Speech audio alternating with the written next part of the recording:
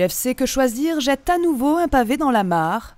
Après avoir enregistré des vidéos tests en caméra cachée, l'association de consommateurs révèle que 20% des opticiens français pratiqueraient la fraude à la complémentaire santé. Nous avons reproduit le scénario de ce test en caméra cachée dans quelques boutiques parisiennes.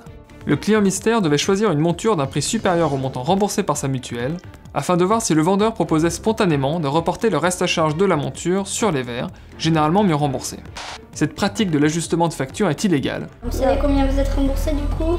La mutuelle, elle me pas mal, ça va? Vous avez la petite carte? Et votre forfait?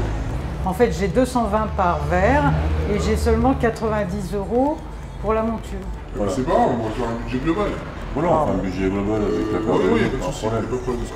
Moi, j'essaierai de vous arranger le truc pour que vous ne payez pas de beaucoup. Ce qui veut dire que si jamais la monture dépasse, on peut la mettre sur les verres, parce que 380 pour les verres, c'est beaucoup. Ajuster les remboursements des complémentaires santé pour éviter que le consommateur n'ait à payer un reste à charge, un bénéfice pour les Français. Alors pourquoi l'UFC Que Choisir tire-t-elle aujourd'hui la sonnette d'alarme? C'est que ça a un coût. C'est un coût pour la collectivité puisque c'est facteur d'inflation.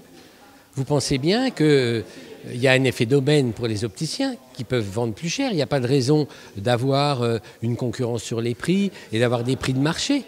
Ce n'est plus des prix de marché, c'est des prix de remboursement. Bon, donc c'est un effet inflationniste, mais comme c'est remboursé... En dépit de leur position a priori passive dans ce système, les complémentaires santé sont tout aussi impliquées dans ces cas de fraude, puisqu'elles croquent également une part du gâteau.